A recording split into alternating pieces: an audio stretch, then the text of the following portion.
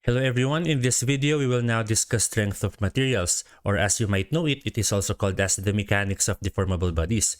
So the difference between statics of rigid bodies and mechanics of deformable bodies is that in statics of rigid bodies, we are to consider that every element, once again in statics of rigid bodies, are considered rigid. So when we say rigid, it means that it does not deform. So it may not lengthen, it will not bend, it will not twist. So yun po yung ibig sabihin ng rigid. So in Filipino, when we say rigid, ito po yung hindi magiba, hindi mabend. Basta kung ano po yung original niya na shape and size, it will remain the same throughout the loading. So that is in statics of rigid bodies. Once again, in statics of rigid bodies, we are to consider that all of the structural members there does not deform. So contrarily speaking, in mechanics of deformable bodies, so ito na po siya, so deformable na po siya. So in here, in strength of materials or in mechanics of deformable bodies, we are now to consider that even though the forces of the system are under equilibrium, the bodies do actually deform. So kahit po naka-equilibrium siya, nagde-deform pa rin po yung body. So as you can see here, so this is an example of a rigid body. Nabulolo na. So this is an example of a rigid body, and as you can see, that this beam is still straight even though that there are two loads attached to it. And in mechanics of deformable bodies, so magiging ganito na po yung shape niya after loading. So in mechanics of the deformable bodies, so the bodies or the members may either compress, stretch, shear, torsion, and bending. Medyo mali yung grammar ko doon, pero ito po yung mga types natin ng forces and ng stresses sa mechanics of deformable bodies or sa strength of materials. So if let's say that your member is being compressed, or in Tagalog na ipit, edi may ipit siya. So kapag nahihila naman siya, nagkakaroon po siya ng tension. Pag yung kunwari yung member natin is parang pinupunit, that is what you would be calling shear. For torsion, yan naman po yung parang tinitwist po. Pag tinitwist, that is torsion. And for bending, so parang ganito din lang po siya. So this is an example of a bending deformation. So deformations are caused by forces. So force po yung nagko-cause po ng deformation. So what is the difference between force, stress, and strength? So in forces, so kapag sinabi po natin forces in SI units, this may either be in terms of newtons, kilonewtons, or let's say yun, meganewton, and the like. So in English units, meron po tayong poundal force, meron po tayong kips, and etc. Okay, so in our example here, so let's say that this is now a certain structural member and we would be applying a force F onto it. Yan na po yung force natin. So it is an external force, whatever it is. Basta force, yan po in terms of newtons, kilonewtons, poundal force, kips. So yan. So it is the difference between force and stress. So let's say that this is now, this element here is inside view. And if I am to draw it from the top, so kunwari top view po, ganito po yung mga itsura niya. So if this is now its top view, so let's say that since this is now the top view, kunwari itong force F natin is acting directly at the center. Okay, so what is the difference between force and stress? So if we are to apply a force onto a member, the tendency of the member is to resist this force with all of its elements. So ngayon po, in terms of stress, since this is now a deformable body, ang mangyayari po niyan kapag meron po tayong force dito, i-resist niya. So kukontrahin po niya yan. So kukontrahin po niya yung force po na yan with every element. And by every element, ibig sabihin lahat po ng parting yan. So let's say that this is now, let's say an area. So let's say that this here is an area of 1 millimeter squared. So ngayon, so kunwari itong force na yan, yung force na yan is let's say 100 newtons. Okay, kung 100 newtons yan, lahat po ng area na to, magkahati-hati po sila para kontrahin itong 100 newtons na to. So that is per unit area. So for example, for the area of this one here, kunwari total area niyan is 100 millimeters squared. So pag 100 millimeters squared po, yan, itong area niya. It means that ulitin ko lang, itong 100 newtons, maghahati-hati itong 100 millimeters. So with that, our stress now is equal to 100 newtons divided by 100 millimeter squared. So if we are now to understand this, ibig sabihin po, for every 1 millimeter squared, ang binubuhat nila is 1 newton. So 1 newton per millimeter squared. So ito po ngayon yung stress natin. And for stress, this is now in terms of pascals. Let's say megapascals. And in English units, meron po tayong PSI or pounds per square inch or PSF. PSF stands for pounds per square foot. Okay, for Pascal, so ang Pascal po na unit, that is in terms of newtons per meter squared. So let's go back to that later. Okay, so ulitin ko lang. In here, ito po yung assumption natin for the stress, since sinabi ko nga kanina na every element, kukontrahin po niya yung newtons na to or yung force na to, maghahati-hati po sila. So yung pagkahati-hati po nila, ganito po, i-divide mo lang po yung force over the area. So this here is of course an example of an axial stress. So axial, maglagay po ko dito, axial stress po. Yung example ko po dito. When we say axial, maglagay po ulit ako dito. When we say axial, it means that the area is perpendicular to the force. Ba't ko pa sinulat? Pwede ko naman sanang tinype, no? So the area is perpendicular to the force. So meaning, kapag ito po yung force natin, dapat yung area po natin is nandito. So, ganyan. So, ganyan po dapat yung area natin. Or let's say, kunwari, baliktad naman, kunwari, pataas. Kunwari, tension yan. Same thing. Dapat ito pa rin po yung area natin as long as the force is perpendicular with the area. So, meron din po tayong tinatawag na shear stress. So, for shear. So, in shear stress, so the area is parallel. So itong sign na to is that is parallel. So area is parallel to the force. So meaning po, kunwari, ito po yung area natin. So let's say that this is now our area. Kunwari, ganyan nga yung member natin. And let's say that this is now the area. The force must be parallel. So ito na yung force natin, pag ganyan. So this is now shear stress. Pag ganito naman, pag perpendicular, that is axial stress. And under axial stress, we have tension. So yung tension is hila. And we also have compression. So yung compression naman is ipit in Tagalog. Okay, so there. So going back here, so we already have described force. We already have described stress.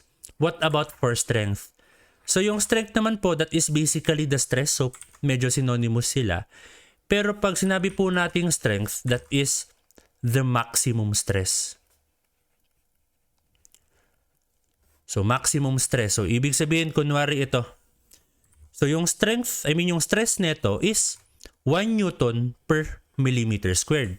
So ito po yung stress as brought about by this force here. Pag sinabi po nating strength, that is dependent upon the material used. Kunwari dito po, dito.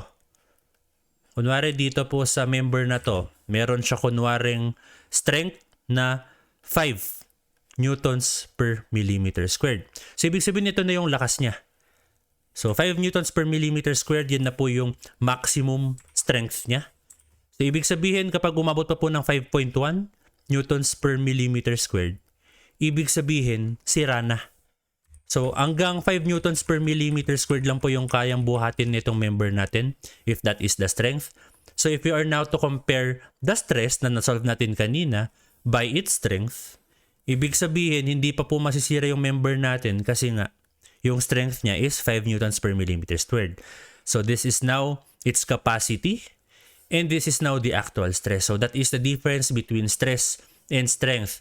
But as for their formula, press pa rin, ganito pa rin. So in axial strength, so ito po, axial stress, that is equal to force divided by area. So ito, tandaan nyo lang po yan.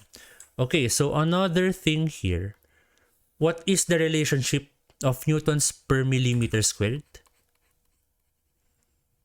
and megapascal? So ano po yung relationship nilang dalawa? Okay, so from your review from before, dun po sa physics natin, or let's say in your mechanics of deformable bodies when you were still studying, when we say Pascal, this is now in terms of newtons per meter squared. So newtons per meter squared. Ito newtons per millimeter squared naman yan. Pero ulitin ko lang, 1 Pascal is equal to 1 Newton per meter squared. Okay, so another thing, pag naglalagay po tayo ng prefix or prefix, so kung ano man po yung pronunciation na doon, prefix or prefix. So when you are to add the prefix of m or mega, ibig sabihin po times 10 raised to 6. So ibig sabihin for 1 megapascal, we have 1 million. 1 million po na Pascal. So ayan. Okay, so what is the relationship between megapascal and Newton per millimeter squared? Okay, so kunwari meron po tayong 1 Newton per millimeter squared. So ngayon, i-convert po natin siya in terms of megapascal. So if this is now in terms of newtons per millimeter squared, gagawin ko po siyang Pascal. And if I am to make it Pascal, gawin ko po muna siyang newtons per meter squared. So multiplying it by our conversion factor. So ang gusto ko pong mangyari is maging meter squared po to. So I will be putting meter here and millimeter at the top. So for every 1 meter, I know that there are 1,000 millimeters. Pero since naka-square po ito, i-square ko din po ito. So square ko din yan. So this is now equal to, so bakit may equal to agad? Okay, so in here, millimeter squared would cancel out, leaving us a units of newtons per meter squared. So ito, magiging Pascal na po yan. So conversion factor ulit natin. For our conversion factor, that for every 1 Newton per millimeter squared, meron po tayong 1 Pascal. So mag-cancel out na po to. Maging unit natin is in terms of Pascal na. So dito kunwari continuation dito. So from that, guys, so ilagay ko lang po sa calculator natin, no? So 1 times 1,000 squared. So that is now 1 million pascals. So kapag minultiply ko na po itong mga to, magiging 1,000 Pascal na yan. And if I am to convert from Pascal to megapascal, so for every 1 megapascal, meron din po tayong 1 million Pascal. So pag may 1 million Pascal po tayo dyan, so ibig sabihin 1 megapascal. So for our conclusion, nung kinonvert po natin tong 1 Newton per millimeter squared into megapascal, 1:1. So ibig sabihin po, for every 1 Newton per millimeter squared, coincidentally, it is exactly equal to 1 megapascal. So ano pong importance nito? So ang importance po nito is very important. Pero what I mean here is that kapag makita po kayo ng unit na Newton per millimeter squared, tapos yung nasa choices MPa, isumat lang nga the same. So parehas lang po yun dalawa, guys. Pagka parehas po ang Newton per millimeter squared and ang megapascal. Okay, so there. So let us now have our sample problem in order for you to understand our concept better. Okay, so for our first example here, determine the average normal stress developed in the rod AB and AC if the loaded has a mass of 200 kilograms. So ito daw po yung ating members, then meron po tayong nakasabit na may timbang na 200 kilograms. So the diameter of rod AB and AC is 8 mm and 10 mm respectively. So we would be determining the stress at AB in megapascals And we would also determine the stress at AC in megapascals. So for our stress, so pag axial stress po yan, that is once again equal to force divided by area. So ngayon, madali lang pong kunin yung area na yan. So for this area, ayun, meron naman po tayong mga diameters dito. Alam nyo naman po paano kumuha ng area ng bilog. But what about for our force? So meron po tayo dito 200 kilograms. So pag ginawa po natin yung force, hindi meron na po tayong force. Kaso yun po ba yung gagamitin natin in order for us to get the stress at AB and AC? Indirectly, yes, pero directly, hindi. So hindi po yan mismo yung gagamitin natin. Okay, so what we will be doing here is that we will be solving for the bar forces here. And since this peak load here has a mass of 200 kilograms, it means that the force here is equal to, so yung force po niya dyan, multiply lang po natin sa 9.81 or the acceleration due to gravity. So weight is equal to force times gravity. So pag ganyan, mass times gravity, sorry. So weight is equal to mass times gravity. So multiplying both, so we have 200 kilograms times 9.81. So kilograms times meters per second squared, that is newtons. So this is now equal to 1962 newtons. So ito na po ngayon yung weight natin. Okay, so erase ko lang po ito. Irekta na po natin tong 1962 newtons. So take note, newtons po yan, hindi po kilonewtons. Okay, so since we already have this one here, isolve po natin yung individual forces nito or yung bar forces. So we can actually rewrite this one in terms of vectors, no? So ito kunwari yung point A natin. So this is now our point A and this, let's say our point A. And ngayon meron nga po tayong force pababa na 1962. So 1962 newtons. And let us now convert this into a force. So meron daw po tayong force na pag ganito. Hilain niya po yan. And yung slope daw niya is 3:4.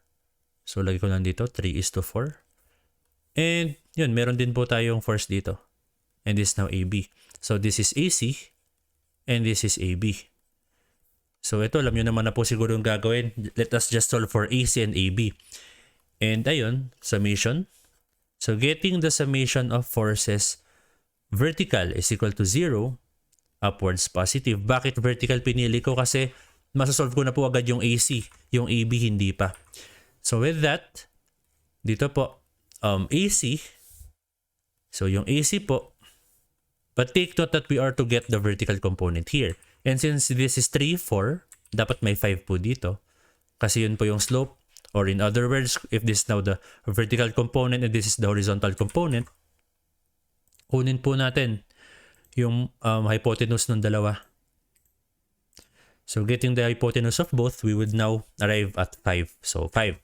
Ngayon, if we are now to get the vertical component here, so may vertical component po na nandyan, let us multiply it by sine theta. Or pag sine theta po, that is basically equal to 3/5. So ratio lang po yan. So just multiply it by 3/5 or sine theta. Sine theta. Di ba nga sine theta is equal to opposite divided by hypotenuse. So sine theta. So yan, sine theta. Parehas lang po siya dito. So sine theta pa rin po yan. So ayan, pataas po yan and minus 1962. So this is now equal to 0 and solving for AC.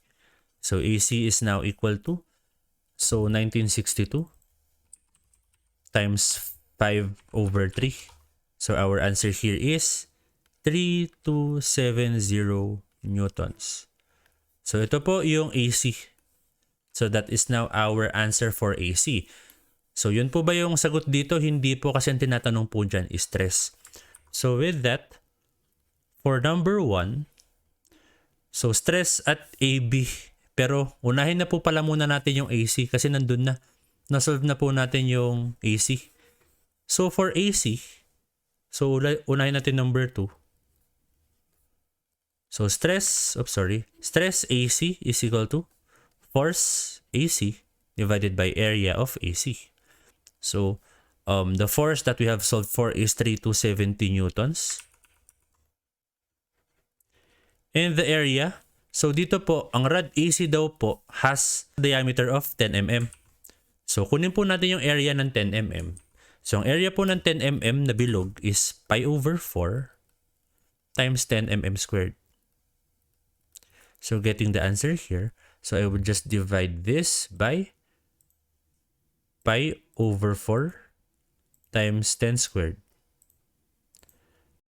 So our answer here is 41.63 or letter C. So letter C po yung sagot dito sa number 2.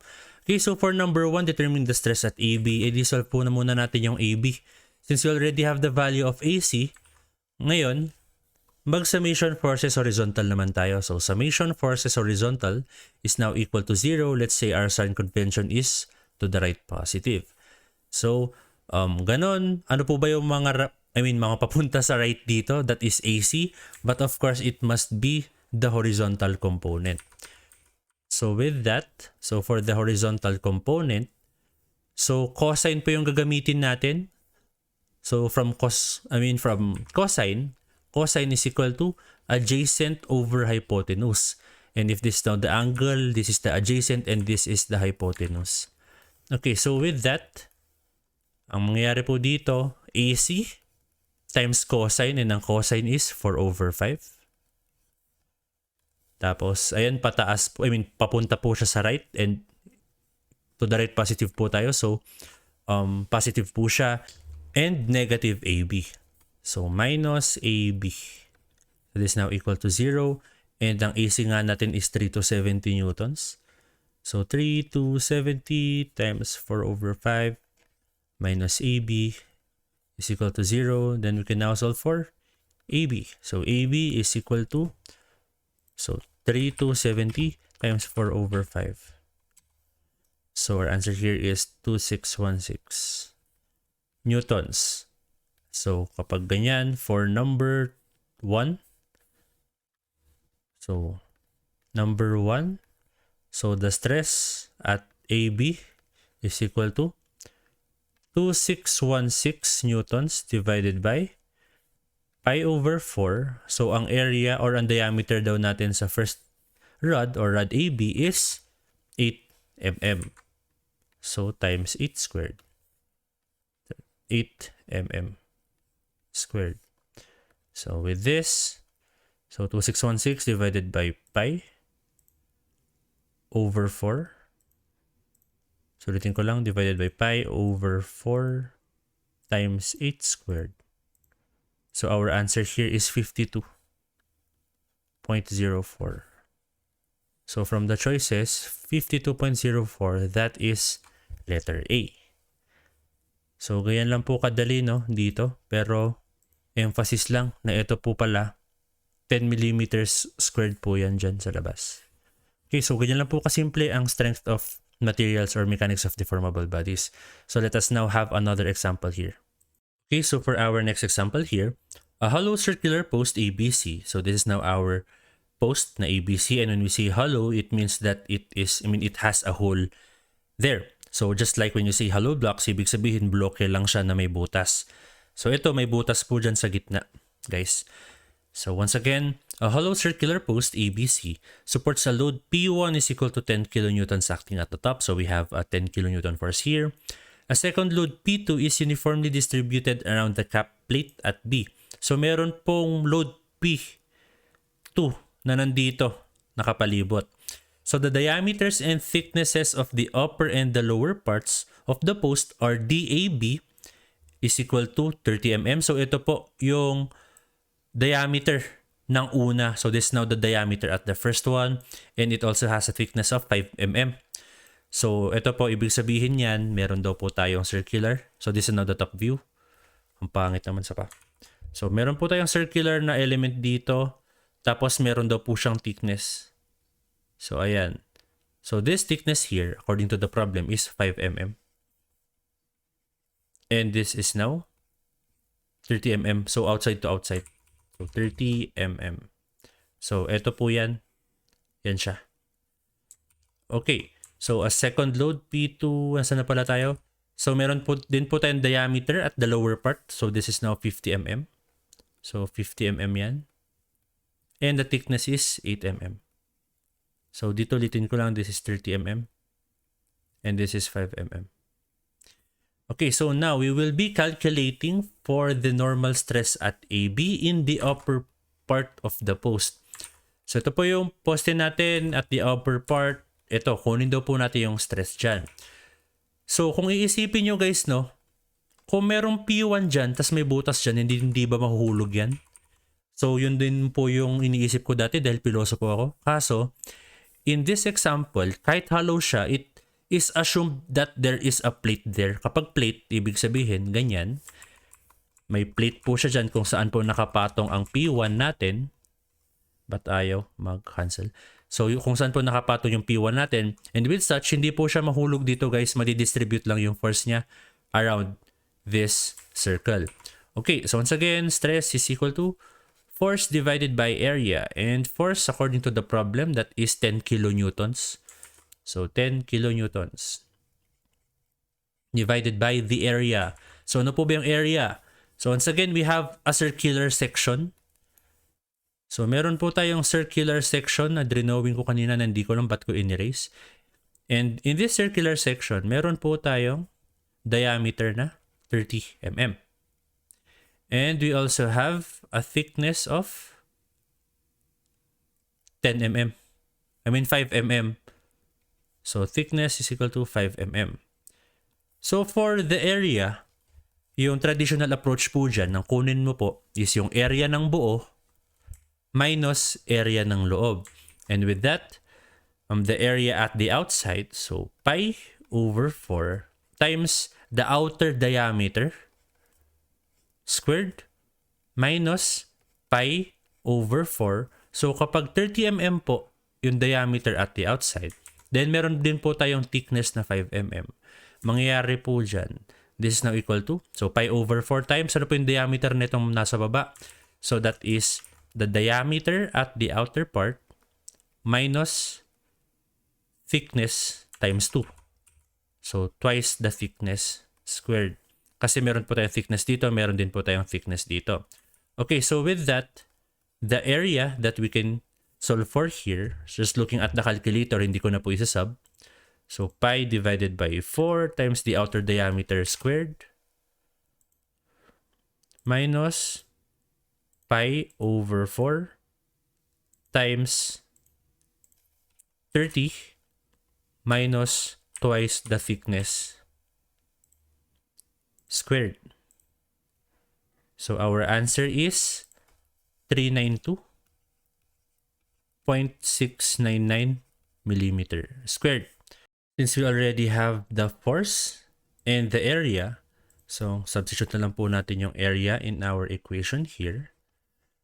So stress is now equal to force of how many kilonewtons that is. So that is 10 kilonewtons divided by the area of 392.699 millimeter squared. Since our choices here are in terms of megapascal, so di ba ang megapascal, that is also synonymous to newtons per millimeter squared. So pag ganon, convert nyo po muna to. So convert this first in terms of newtons. So that is now 10,000 newtons. So simple conversion.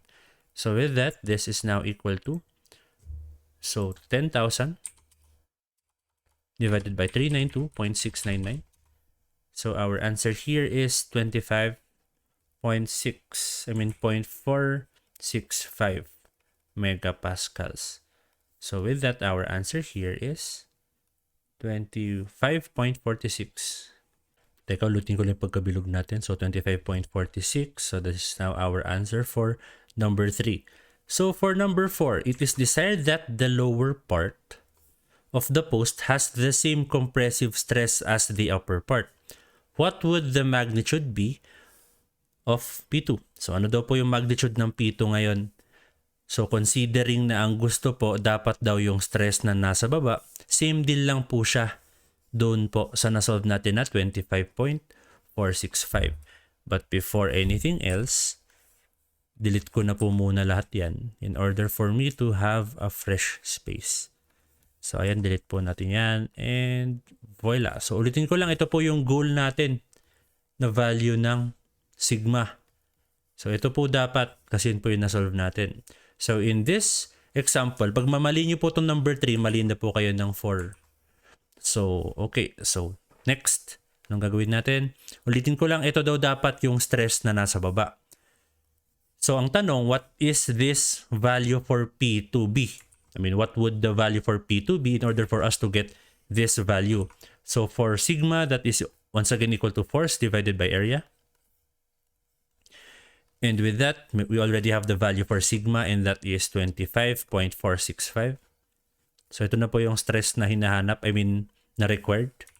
So, this must be equal to the force divided by the area. And the area for this one here, so yung area po na nandyan sa baba, asa na yun? So, meron daw po siyang diameter na 50 mm, tapos thickness na 8 mm. So, just divide this by pi over 4 times. So, ito po, isa pa pong shortcut, no? So, the outer diameter squared. So, d out squared minus d out, or the inside diameter squared. So, ganito po yung formula natin. And for the inside diameter, ano lang po yan? Outside minus inside. Minus thickness. So, in here, substituting non value, so 25.465 megapascals is equal to F. So, ang F po natin, if let's say that this is now the side view of our figure, kapag ito po, yung side view ng figure natin, no? So, ganyan. So, meron daw tayong, ang hinahanap natin is the value of P2. So, yung P2 daw natin is distributed here. Pero tinatanong yung resultant niyan. So, ibig sabihin, meron daw po tayong P2 na nandito. Yung resultant niyang pressure na yan. So, this now P2. Tapos, meron din po tayo dito sa taas na P1. So, P2 lang po ba yung gagamitin? Hindi po. Because if you are now to consider this element, and if you are now to check for the stress here, binubuhat din po niya yung P1. So, ibig sabihin, binubuhat niya yung P1 and yung P2 ng sabay. So, with that, F is now equal to P1 plus P2. So, ganito po kasi yung tamang approach dyan. If you are now to get the stress at this part, ang gawin nyo po is para magme-method of sections kayo, i-cut nyo to. So, cut this portion, kunwari yan na po yung pagka-cut nyo ng element. And if you are now to cut an element, nagiging force po siya. So, let's say that this is now force BC.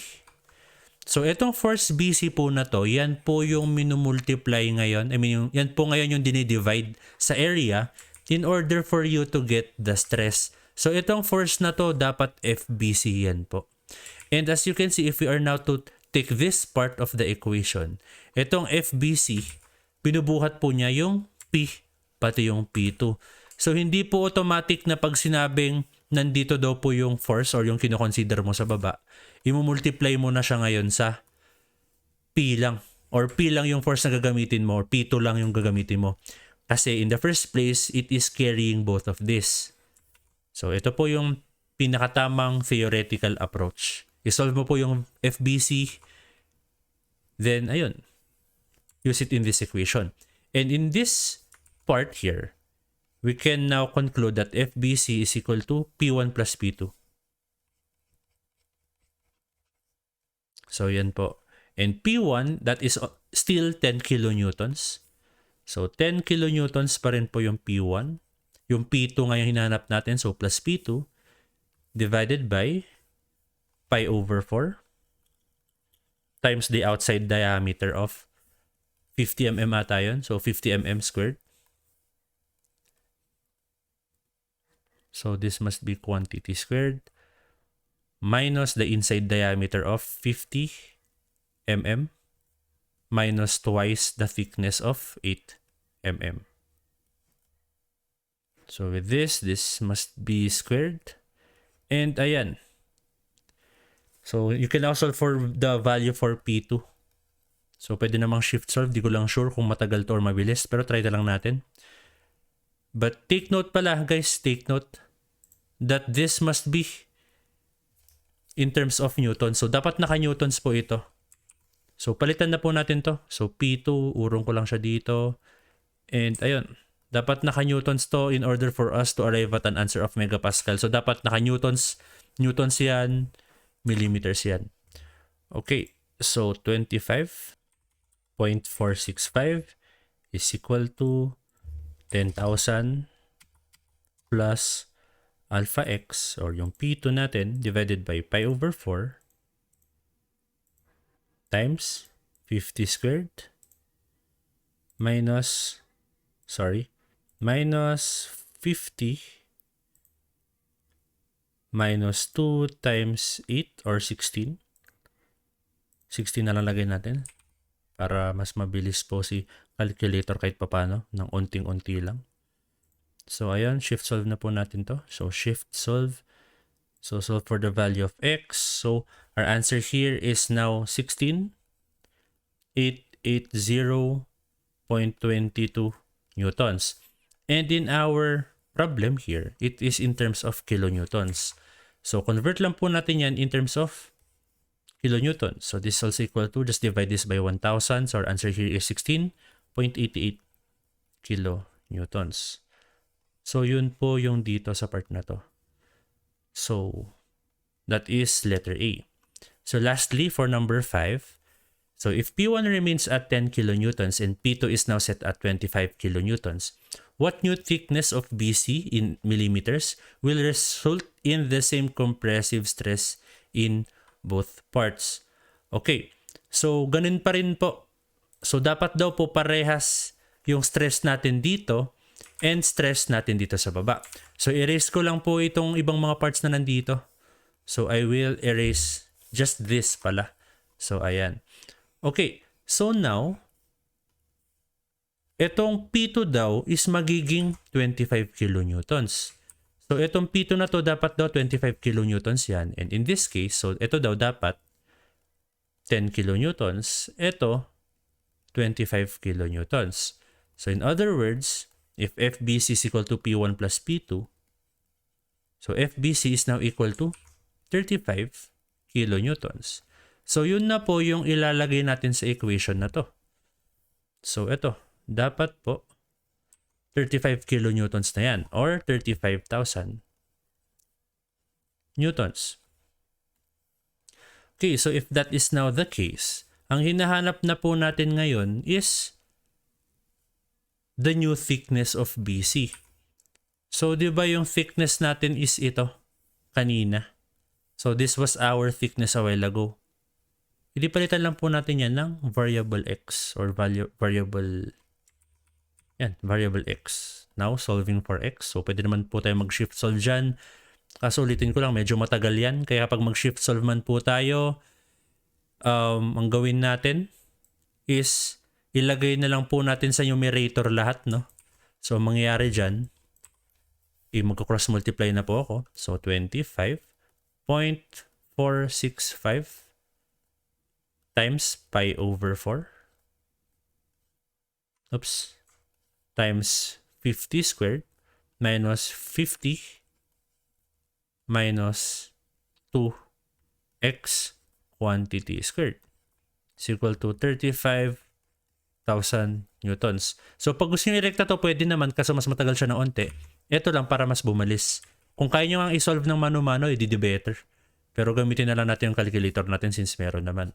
So using shift solve, 25.465 times pi over 4 times 50 squared minus 50 minus 2x. So 50 minus 2 times alpha x squared is equal to 35,000.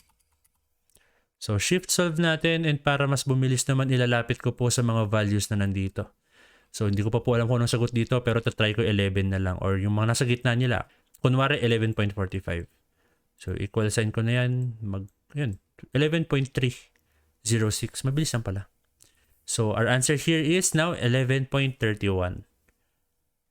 So, ayun. So, ang answer po natin kasi nung sinip solve ko, 11.307 mm. Bakit mm? Oh, tama pala, mm. So, that is now for this example. Okay, so next sample problem here. So, in this situation, we would be determining the axial stress acting on members BC, CD, and DE of the truss shown if it is made up of 20 mm diameter rods. So this is now our truss, and disclaimer that in order for you to solve for this problem, you must have already mastered statics of rigid bodies, specifically method of sections or method of joints. Kasi yun naman po, ang nagbago lang po dito is that we would just be dividing whatever bar force that we would be solving for here with the area of one diameter rod. So ulitin ko lang, mas gagamitin nyo po yung concepts ng statics of rigid bodies dito. Then after which, tsaka lang po natin i-divide ng area. Yun na po yung mechanics of deformable bodies type dito. I mean part dito. Okay, so we would be determining BC, CD, and DE. So namely, it is this. So ito po yung BC, ito po yung CD, ito po yung DE. So ulitin ko lang, ang kailangan lang po natin kunin is yung mga bar force po ng mga yan. Then divide lang po natin siya sa area. So we have two common ways on solving for them. It is either we solve for it via method of sections or method of joints. And if you would be asking me or any other review centers, it is better if you would be using method of sections. Kasi pag method of joints guys, magsisimula pa kayo dito sa part na to. Then dito sa part na to. Tsaka pa lang po kayo pupunta sa gitna. Kung ang kukunin nyo po sana is ito, pati ito, i-advise ko po dyan, mag-method of joints kayo. But since we are now to get this values here, mas magandang method of joints na lang in order for us to directly solve for these members and not these members. Kasi kapag mag-method of joints po kayo, kailangan nyo po munang isolve itong mga to. Okay, so now, since we are to use method of sections, what I would be doing is that I would be cutting a section plane here. So let's say that is now section A. Kunwari, ito po yung section A natin. Hatiin po natin yan. And according to method of sections, that if we are now to cut a section, magiging forces po lahat ng nakat. So kapag ito po yung nakat, DC, DC and DE, magiging forces na po yan. So magiging forces po yan. And yun po, i-assume nyo palaging pahila. So regardless of direction, magiging pahila. So you have a choice or you have a freedom to choose. Where either you choose this section or this part or this part. So regardless, dapat pares lang po yung sagot na makuha nyo.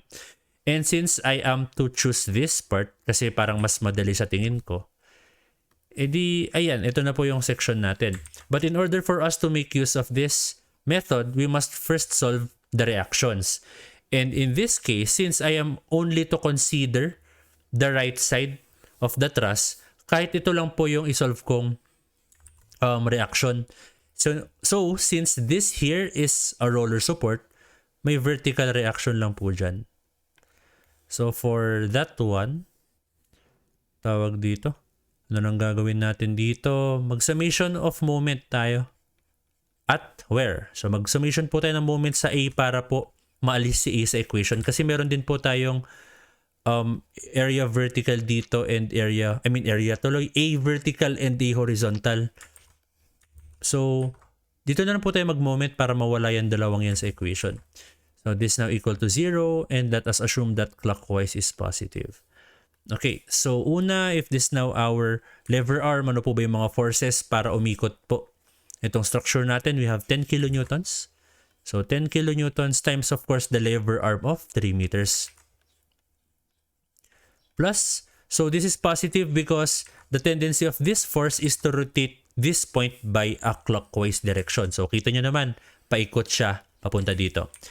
So same is true with this force. So plus 15 kilonewtons times the lever arm now is 6 meters. Plus, so ano pa ba? Meron po tayong dalawa, tapos na po yan. And ayun, you already have the reaction at F. So plus, and since As you can see here guys, the tendency of this force is to rotate this point on a counterclockwise direction. So pag counterclockwise and sinabi ko po dito na clockwise positive ako, dapat po negative RF dito. Times of course our lever arm of, so 9 meters. So times 9 meters. So this is now equal to 0. So now solving for RF. So RF is now equal to, so lang at a calculator, so 10 times 3 plus 15 times 6 divided by 9. So 13.33. So this is now kilonewton. So ito po yung RF natin, pero hindi naman po yung tinatanong. So check ko lang. So 10 times 3 plus 15 times 6 divided by 9. Okay. So yan, 13.33. Ibig sabihin itong force po na to, naka-zoom in lang po. This is now 13.33 kilonewtons. So since guys, ang technique ko lang po dito is, ayun, kukunin ko lang po yung BC, CD, and DE, tas i-divide ko lang po sa 20 mm diameter rod. E solve lang po muna natin to. So this is BC. Sorry, na-spoil kayo dun. So this is DC and this is DE. Okay, so kanya-kanya pong diskarte pa paano po natin ma-solve yan. So, siguro magmo-moment na lang ako at D. So, dito po yung D. Kapag mag-moment po ako dyan, sa point D na yan, maaalis po ito, DC pati DE. Ang matitira na lang is BC para ma-solve natin yung BC. So, with that, summation of moment at point D equal to 0. Let's say clockwise positive. So, for BC, since its tendency is to rotate point D, so ito po yung point D natin ito yung point D. So i-rotate po niyo yung point D in a counterclockwise direction. So meaning negative po yung BC natin. So negative BC times the lever arm of 3 meters. Ano pa? So we also have 15 kilonewtons here. So plus 15 kilonewtons times the lever arm of 3 meters. Then minus once again 13.33. Times lever arm of 6 meters. Ano pa ba? Meron pa ba? Mukhang wala na. So, with that, this is now equal to solving for the value for BC. So, this is equal to 0, I should say. So, ayun. So, 15 times 3 minus 13.33 times 6. So ngayon, divide po natin yan by 3. So ang sagot po natin for BC is negative 11.66 kilonewtons. So pag negative po yung value natin dito, ibig sabihin wrong assumed direction. So what that means is that a while ago, I have assumed that this is going to the left and this is in terms of tension. Kapag nag-negative po, ibig sabihin baliktad pala. Ganito pala talaga yung tama. So, ganyan. Magiging negative na siya. And with that, this is now compression. So, BC is equal to 11.66 kilonewtons. Compression. Okay, so, for BC, yun po yung pinakauna. So, 11.66, i-divide lang po natin siya dito po sa diameter ng rod. So, if this is now 11.66 kilonewtons, so 11.66 kilonewtons, multiply this by 1,000. So ito po. So sigma ba yan? Basta axial stress is equal to force divided by area, but this must be in terms of newtons divided by millimeter squared. So ito po, sa calculator yan na po yung naka-newtons. And so for the area, this is now pi over 4 times 20 squared. So our answer here is 37.115. Pero ang pinakamalapit po dito is 37.136. So pwede na po ito. Bakit hindi po eksakto? Siguro magkaiba lang po kami ng rounding off ng examiner or ng gumawa ng question po. So that is 37.115. So for number 7 and number 8, ang gawin ko po muna, isolve ko po muna yung dalawa. before I would be, isolve ko po muna yung bar forces nila before I would be solving for their stresses. Okay, so for member DC, or let's say member DE naman. So for member DE, pwede po akong mag-moment din dito. So pwede po akong mag-moment sa C. So with that, pwedeng summation of moment at C equal to 0, clockwise positive pa rin, kunwari. So kapag ganon, pag nag-moment po ako dito po sa part na to, mawawala na po ito, pati ito. So DE na lang po matitira. So dito po ako mag-moment ha. So wala na pong lever arm to, wala din yung lever arm to. So DE times 3, and clockwise siya as you can see. So clockwise po yung maging ikot niya. So positive DE times 3 plus, so ano pa ba? So itong 15 kilonewtons na to, wala na po yung lever arm. So itong 13.33 na lang po. So minus 13.33 times 3 equal to 0. Okay, so minus nga ba talaga? So yes, kasi counterclockwise positive po tayo. So the tendency of this force is to rotate this point in a counterclockwise direction. So ayan. So meaning DE po natin, this is now equal to 13.33 kilonewtons na nakatension.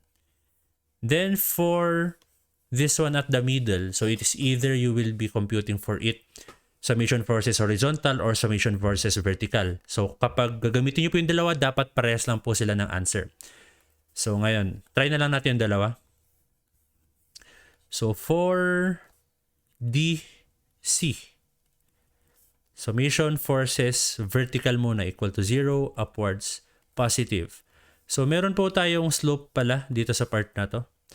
So ang slope niya is 3:3. So 3, 3, 1. 3, 3 yan. So kapag 3, 3 yan, so 3 squared plus 3 squared, ano po yung maging hypotenuse niyan? Square root of 13. Square root of, yun, actually square root of 13 pa rin, pero 3 square root of 2. Baliktad. Di pala square root of 13 yun. 3 square root of 2. So 3 square root of 2 yan. So with that, meron po tayo ditong slope na 3, 3, 3 square root of 2. O kung gusto nyo pang i-ratio, 1:1 lang po yan. Then kung ano man po yung magiging hypotenuse dyan. Pero since naisulat ko na, edi yan na po gamitin natin. Same lang. Okay. So, ayun. So for the summation of forces vertical, ano po ba yung mga vertical forces dito? We have 13.33 na positive. So 13.33 kilonewtons na positive. Then we also have 15 kilonewtons na negative kasi pababa. So minus 15 kilonewtons. Then what else? So yung vertical component naman po ng DC. And since pababa po yung assumption natin, this must be negative. So negative, ano po? DC times, so vertical component, 3 over 3 square root of 2. So 3 over 3 square root of 2. So this is now equal to 0. Then solving for DC, this is now equal to, so 13.33 minus 15 times square root of 2. So kung medyo nalito kayo sa ginawa ko, kahit i-shift solve nyo na lang. Same din lang. So this is now negative 2.362 kilonewtons. And take note, kapag naka-negative, ibig sabihin wrong assumed direction. So DC is now equal to 2.362 kilonewtons compression. Okay, so yan. Okay, so kunwari hindi po ito yung ginawa natin. So kunwari nag-summation forces horizontal po tayo equal to 0 to the right positive. Dapat po same po yung answer na kalalabasan nyo dito. And since same din lang, 2.362, kayo na pong mag-solve. Hindi na po natin isama sa video kasi medyo hindi na po importante. So ngayon, for DC, so ang gagawin ko na lang po, maglalagay na lang po ako dito na equation natin. Sa calculator na i-recta natin, no? So dito, so in our calculator, ilalagay ko lang po sa ilalim yung area. So the area of the rod is pi over 4 times 20 squared. So ngayon, sa taas nga, dapat po yung force po natin dito. So for CD or DC, so CD is same as DC. And ang force po natin dyan is 2.362 times 1,000. So, ang stress po natin dyan is 7.518. Pinakamalapit po, 7.503. Yan. And for DE, so the stress at DE, hanapin natin yung nasolve natin for DE. So, that is 13.33. E di palitan ko lang po ito ng 13.33. So, 13.33. So, that is now 42 point something. 42.43. And ito po yung pinakamalapit. 42.44. So, sa rounding off lang po ulit na dali. So, that is now our answer for this particular problem.